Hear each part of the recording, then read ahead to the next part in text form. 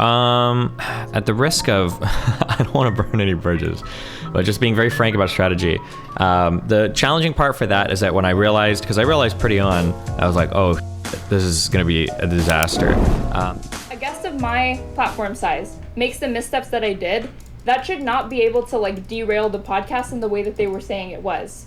I have 5,000 Twitter followers. I have like 700 subs on a YouTube channel that I've never live streamed from, that I have no content on, and I've started doing this 6 months ago.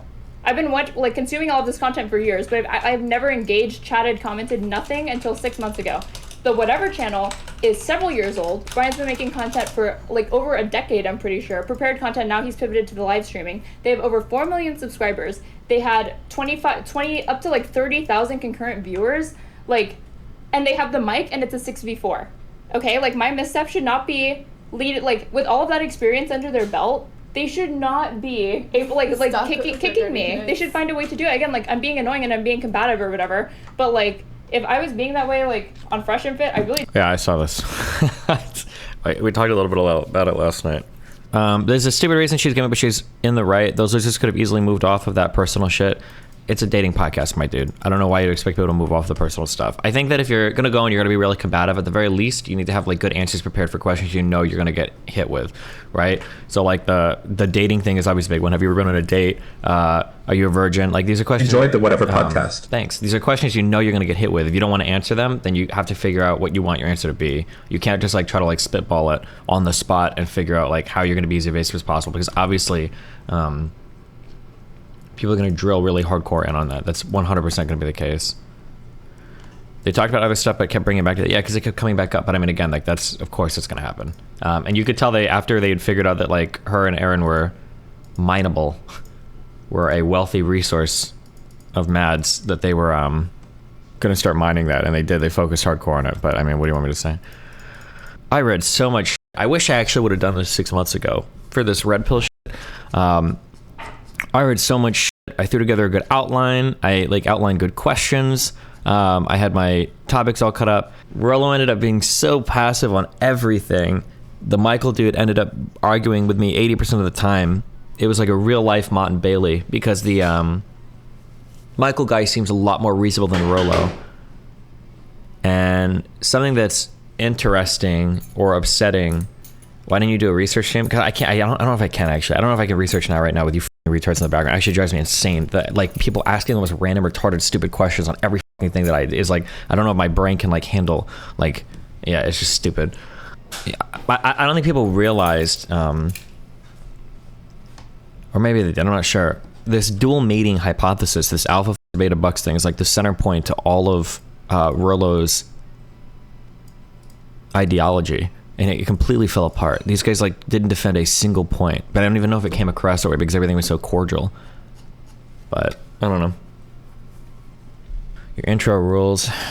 Oh yeah, well, because since I'd done so much like research on this, I wanted to be like a very data-driven discussion. So I thought if I set out, I'm really glad that I set these ground rules down actually, because it let me refer back to them a couple times because notice how once they realized they didn't have the data on their side, even the Michael guy started. I felt maybe I was too friendly. No, I wasn't too friendly. I was the appropriate level of friendly. Even the Michael guy started saying like, listen, I know it's anecdotal, but I know so many girls in Vegas. I know so many girls on Instagram. I know so many guys that have this problem. Too many women that I know that are absolutely have a sugar daddy while fucking Brock the bartender at the same time. And so again, it's just anecdotal. It's not statistic. Like notice how as soon as they realized they didn't have the data on their side, Michael kind of like retreating back to those types of arguments. But then I could refer back to the initial rules. And I was like, hey, well, remember for the initial rule set, we all said that we weren't going to appeal to anecdote, right? We were just going to appeal to studies. We were going to, So I'm trying to keep everything data driven. I know you bring up your strippers. Yeah. The best part was when they were like, oh yeah, we all agree. Yeah, but I had to keep saying, because they kept trying to do that. Well, I think we mostly agree. Myron kept saying that. I was like, no, hold on. We don't agree. We don't agree on this. We don't agree on this. We don't agree on this. Just to be clear. You guys aren't disagreeing with each other. You're just saying volume is the biggest driving factor, which means you have to go out there and talk to them. You're correct. Sure, we can agree, but I don't believe in the dual mate thing at all. Okay, I don't believe in alpha fucks, beta bucks at all. Okay. I don't believe that status and class are your major determining factors for fucking. So if you want to say you agree with me, that's fine. But when I go back to my stream, I'm going to have this exact same message. I don't know if you guys, when you're on your other panels, you're going to be like, oh yeah, like it doesn't really matter if you're that tall, you make that much money. The real drive is that you're actually going out there and trying to fuck women. Because that's what I'm saying. That's like 95% of the equation. I don't think it's 95. So okay. I think that's where we disagree. I think it's maybe 40%. The numbers are a little bit off. I feel like the standard red pillish area is going to be more like 10 to 25%. Because when you look at the red pill advice for getting women, the advice is always to work on these ancillary things. To get stronger, get more money, increase your status. I think you're confusing that with black pill. No, hold on. No. Red pill says to get women, you need to get money, you need to get status, you need to get looks. And black pill believes that's all you need in order to get money. That's why I think black pill says that you can't. Black pill says you can't increase your market sexual value ever. I don't think. Well, no, you can if you get more money. I don't think black pill believes that. Do they? Black pill is basically it's a nihilistic, despondent prescription based on red pill awareness. I think black pill says no matter how much money you get, you can buy sex maybe, but a woman is never going to like your love if you don't have like the Giga Chat looks. Michael Sartain doesn't believe in dual mating, right? He cannot believe in dual mating if he doesn't want to. But remember, all of Rollo Tomasi's ideology revolves around this alpha beta bucks thing. He says it all the time, and it's the underpinning to his entire analysis of like how women procreate, right? He still successfully appealed to those anecdotes in the eyes of his audience. He did it many times beyond what you call it. Yeah, but I can't call out every single time. I can't, or else I start to look like balancing my reputation of these shows is very, very, very, very, very, very, very, very, very difficult. I don't think you guys realize, like, I'm literally coming in as a blue-haired and I'm supposed to be trying to argue against like the classic red pillars. Like, I'm fighting from behind so much. The reputation and rhetorical management has to be something I'm constantly keeping in mind on my side. I can't be like screeching and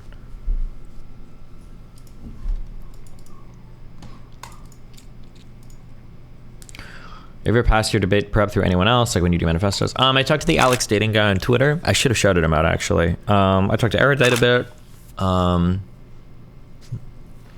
think I passed it through Farah.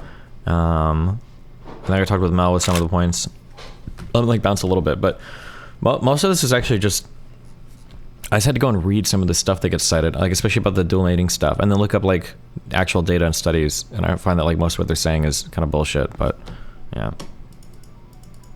My understanding of alpha flux beta box was that when hooking up, girls will prioritize looks and physical attractiveness, but when it comes to relationships, they will prioritize well and stability. Do you disagree with that? Basically, yes. I don't think that's true. There's no data whatsoever to support that. But the alpha flux beta box goes more into that and says that when girls are on the fertile part of their cycle, that they'll look for attractive guys, but on the rest of their cycle, they'll look for financially stable guys. That's like the theory, basically. But nobody in Evo Psych believes this anymore. It was a theory for a couple decades. And then but they never, there's no data whatsoever. There's no data whatsoever to support any of that. So it was at least nice when the dude defended you from the dono, tried to dismiss you for being gay. Oh yeah, sure.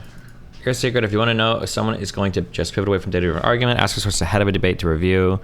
Not one of these fucks will have anything. Well, I gave them a list of topics to talk about coming into this, actually, because I did want them to be somewhat prepared on it. Because I believe Myron asked me, you make the argument that women would evolutionarily be incentivized to sleep with men that don't sleep with multiple women because of resources. Is that true if we shared resources in tribes? Yes.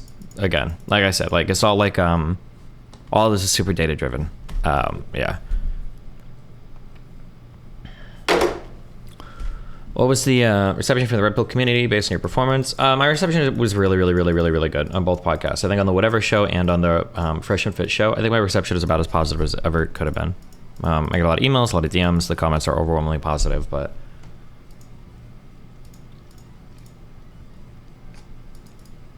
how far did you get into Pokemon Blue during the Whatever show? Not at all. He brought that Game Boy out and he was like, hey, you can play this.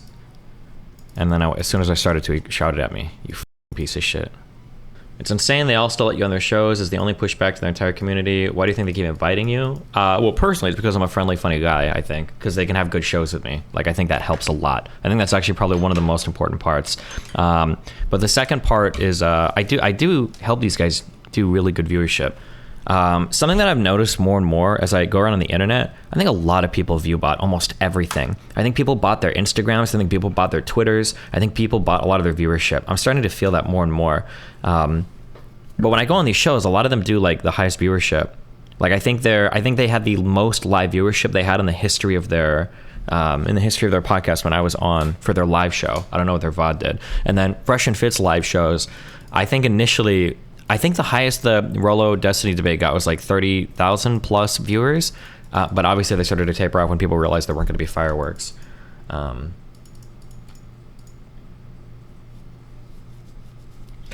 What do you think about the straight rate stuff? Do you think it reflects poorly on you? At the risk of, I don't want to burn any bridges, but just being very frank about strategy. The challenging part for that is that when I realized, because I realized pretty on, I was like, oh, shit, this is going to be a disaster. Usually, my goal, this is so dumb because it's a very niche strategy, because they're very niche situations. But I feel like somebody is on a show and we're on the same side. And if we're on the same side, supposedly we're on the same side, I can't like, I don't want to tie myself to them. Like, I don't want to hitch onto their wagon because I can't defend their arguments. But I think that the goal is to try to separate myself as much as possible, and I try to only come in at the end basically to summarize or to give like a good nuanced or fair perspective of whatever they're trying to say. So there are a few times where I think Pixie was arguing, and then I would come in at the end and say, well, patriarchy is like this thing, or wouldn't this be unfair, or this, to try to like summarize. But I have to be very, very, very, very, very careful, because if I jump in too much, then obviously it looks like I agree with other arguments, and I don't want to get like the crazy SJW label. So I have to be super chill. Yeah.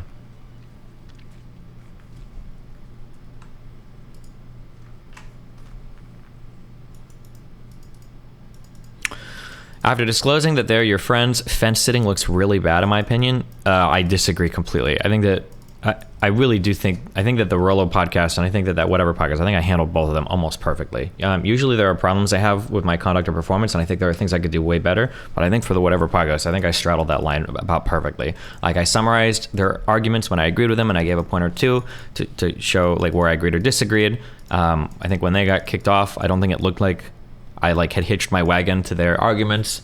I think I handled it about as well as I could have.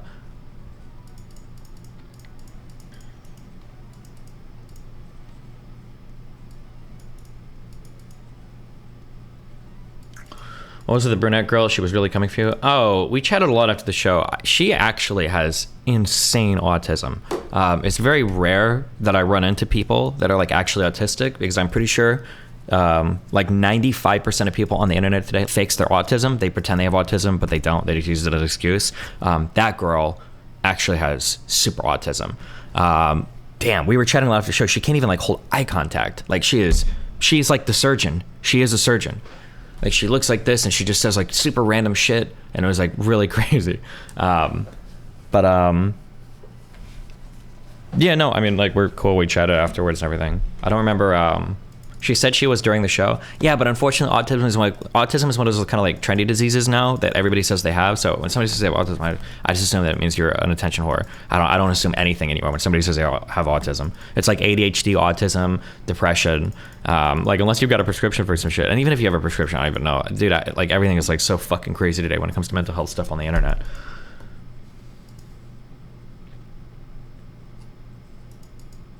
Did the data-driven argument feel more productive than the spontaneous ones? Yeah, a little bit. I actually really enjoyed this. I enjoyed this conversation, even though I kind of crammed hard for this in like a day and a half.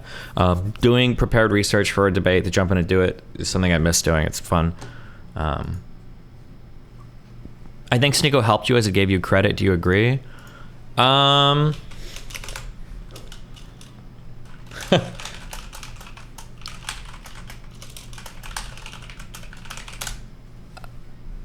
I think the Sneeko one was similar to the whatever one, where I had to find a way to distance myself, because like me and Sneeko will agree on some things, but obviously on like most of the shit he was saying, I didn't agree. So it kind of turned into a 3v1 at points, or I had to like back off and let them like deal with him basically, or try to provide a good summary at the end of what he was saying. Like, I think at one point I was like, Sneeko's just saying that marriage is the foundation of society and you should be geared towards family building.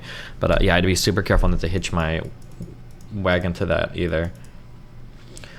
Who do you think is the most effective red pill debate opponent, Myron or Michael Sartain? The Michael guy, I don't want to compliment him.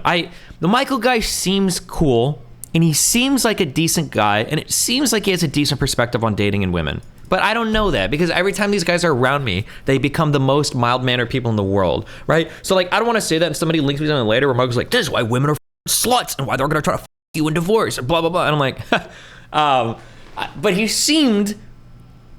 Here's the big deal, okay? He seemed like a guy that actually liked women, okay? And in most of these red pill spaces, it feels like they hate women. Okay, all of these guys seem like they hate women. That's what it feels like. But the Michael guy seemed like he didn't feel that way. So yeah. So if that's the case, he doesn't hate women. He already gets like mad props from me. Oh, but also, I will say this too also, big props to Myron for being able to set up that kind of conversation on his podcast and be chill and do like a decent job moderating. I'm pretty sure Myron disagrees like 95% of the shit that I was saying, because a lot of what I was challenging Rollo on challenges Myron too. But for the most part, he like kept it moving, kept it chill. Like Myron did a really, really, really good job at setting that conversation up, having a platform to have that conversation, and then being like a relatively neutral moderator during all of it. So congrats to him. Jesus, I would never have expected that Myron would be the guy that we're looking to for debates. Yeah.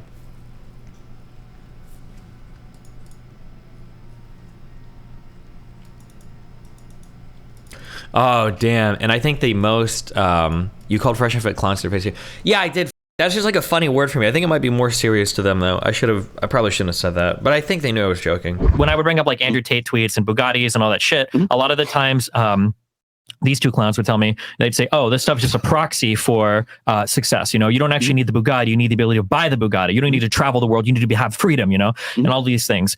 So he's lucky we're moderating. Yeah, man. So it seems like, so it feels like a Lamborghini. But I forgot, like clownish is like a funny word for me, but I think in their vernacular, I think it's more serious. But I don't know. I thought it was fine. What was I going to say? Oh, the one thing that was, Rollo barely said anything. He was so mad. Yeah. He's liking cuck tweets about me again, so I don't feel as bad. But I'm going to be honest. If they would have been any more aggressive, Rollo's strategy for being very, very, very passive and very submissive to me was a very good idea, because I would have roasted him so hard. There were times in that show where I saw him. He was like in his phone. He was scrolling like a motherfucker on that shit, and we both sent each other a big list of topics beforehand for what we were going to debate, so it's not like they got caught off guard. Is there a list of topics you want to debate? And I said a lot of these will focus on the dual mating hypothesis and hypergamy, and tell him to bring a real definition of alpha male hypergamy and maybe high value male if he wants, because those were the things that I wanted to focus on. And then they gave me a list of like 20 topics, and I was like, okay, we brought like a book and everything. Like, it looked like these guys were ready to go hard, but then yeah. The Modern Life dating guy was glazing you hard. He also went on a blind date with Farah on Sneako's stream. Yeah, I heard about that. I'm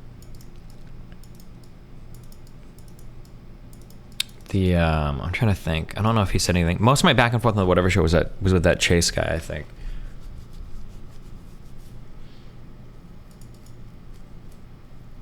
The other guy seemed way too agreeable. Do you think that was a strategy? Here's the thing. People on my side might look at it as a big loss if I don't completely own them. But I said this on the show. If they all want to say we all agree, that's fine. But I'm going to go back to my podcast saying the exact same stuff I did here. I don't know if that's the case for them. If they agree with me, I think it makes me look strong. I don't think it makes them look strong. Because they didn't... Because you got to keep in mind, they didn't debate me on a single point. The thing that I was the most shocked on, and I think even Myron was shocked on it, was... I feel like I brought up the divorce thing. The divorce favors men. I feel like both of them were like, what? And then when I ran down my points, they had nothing to say. Other than like the suicide number. And then even Myron was like, whoa, hold on a sec. Are you sure you guys don't want to say anything? And they totally dropped that point. Which is funny, because I feel like this whole like women being evil and divorce shit is something that the red pillars fight on so f***ing hard. Men fare better than women in divorce because they tend to make more money. So I'm quoting from an article from The Atlantic in 2016. Despite the common perception that women make out better than men in divorce proceedings, women who worked before, during, or after their marriages see a 20% decline in income when their marriages end. According to Stephen Jenkins, professor at the London School of Economics, his research found that men, meanwhile, tend to see their income rise more than 30% post-divorce. Meanwhile, the poverty rate for separated women is 27%, which is triple the figure for separated men. That's one thing. The second thing is they're more likely to remarry. Quoting from Pew Research, 64% of divorced or widowed men have remarried, compared with only 52% of previously married women.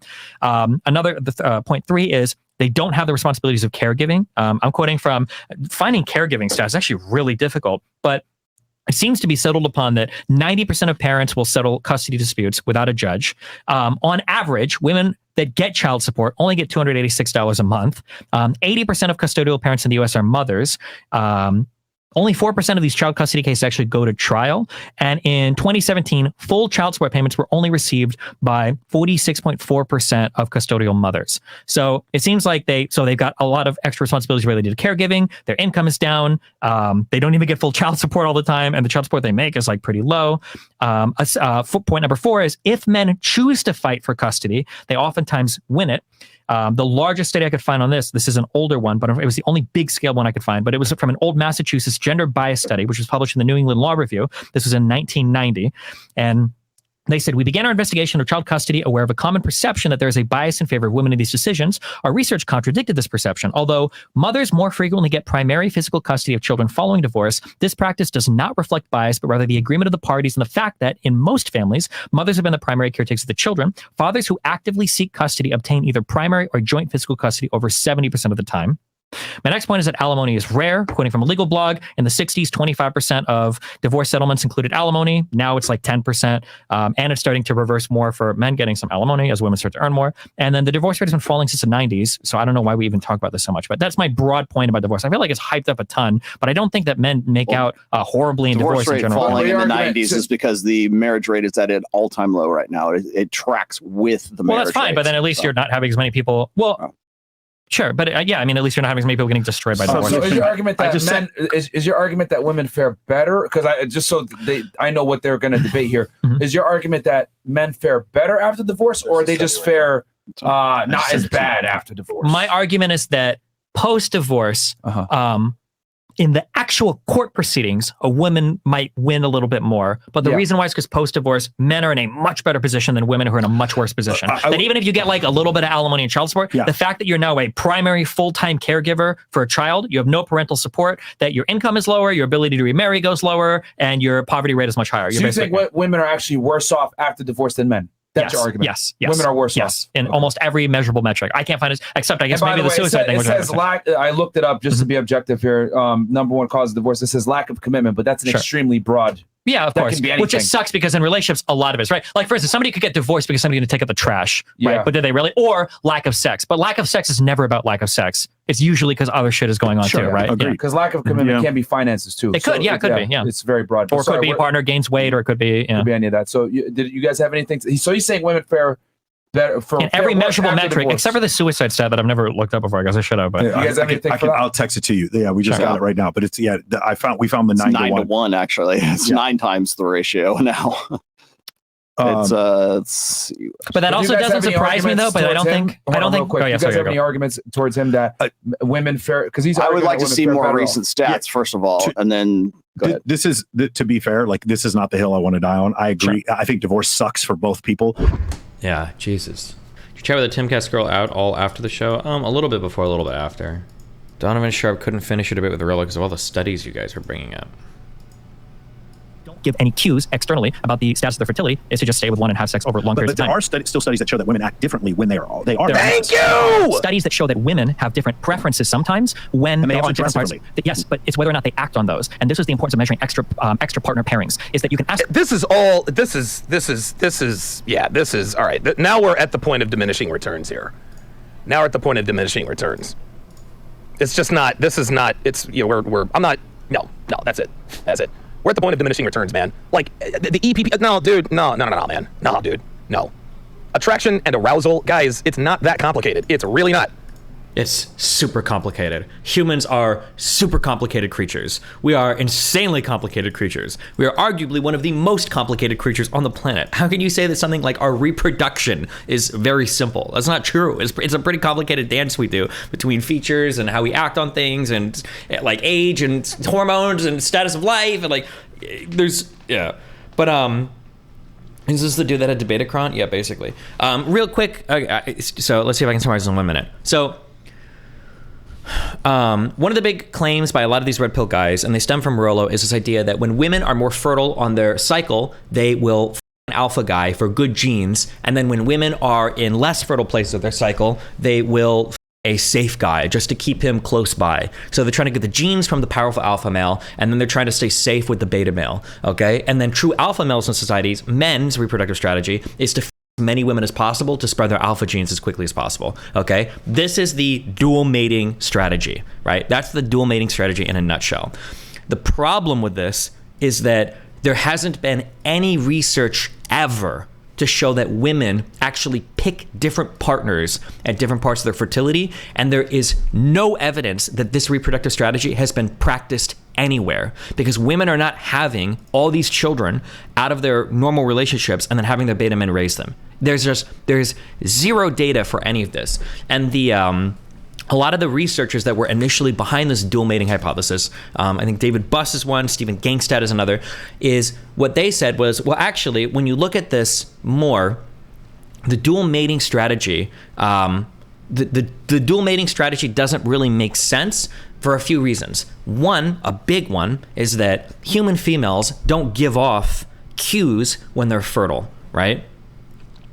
There's a 10 to 50% bastard rate, I think there's research on. No. Extra partner pairings is like 1%, literally. And I know because they did a lot of research on this. There's one French fucking dude. I literally have a study called Cuckolded Fathers, Rare in Human Populations. This Larmousseau guy, I don't think, has done a few on these. The highest they could find is 5.9% in really communities. But worldwide, it's about 1%.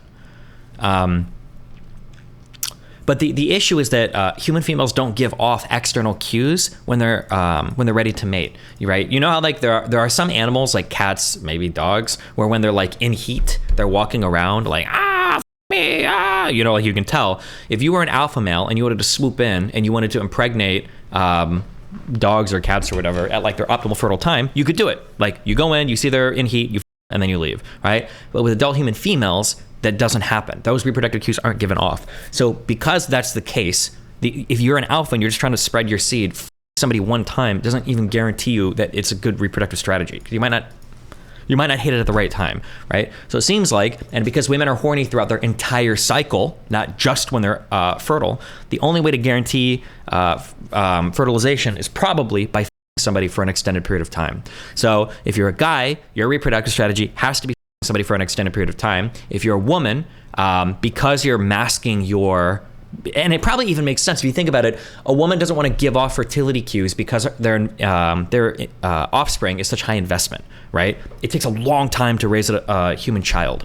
So if somebody comes by and leaves and they've gotten you pregnant and then they're able to bounce, that's probably really bad for you. So the only way, so for women, it makes sense why they'd want to conceal when they're the most fertile, because they don't want an alpha guy to come in and leave. So they need somebody that's going to be caring, non-dominant, and invest high in the offspring. So it makes sense that like non-dominant guys would be the preferred reproductive strategy for men. Like this is essentially what like all the research settled on, because the problem was, even though women will have slight differences in what they prefer during their ovulation cycle, the actions that they do during these cycles don't seem to match with the dual mating hypothesis at all. Like, yeah.